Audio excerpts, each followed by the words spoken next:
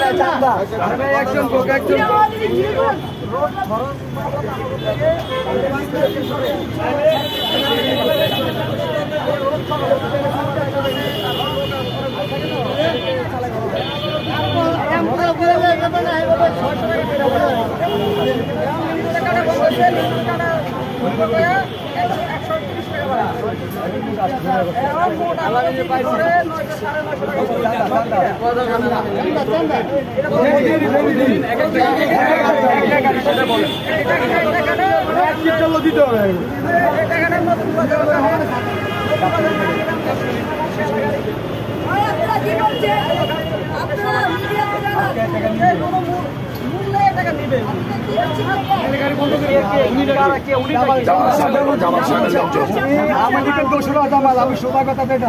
উনি এখন উনি খাইতে আছে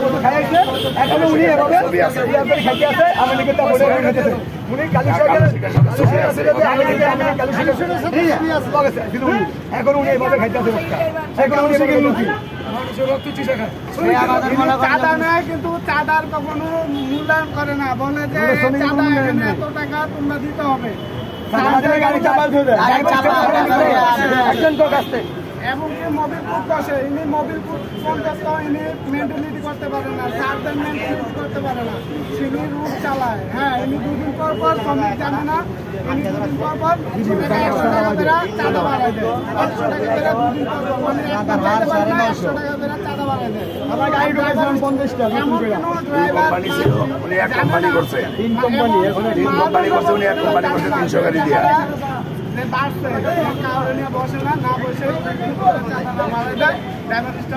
মারামারি করে আবার বেতন পায় না, সারাদিন কষ্ট করে।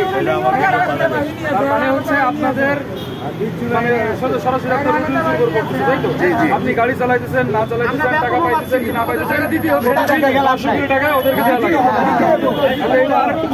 বলেন এইভাবে বলেন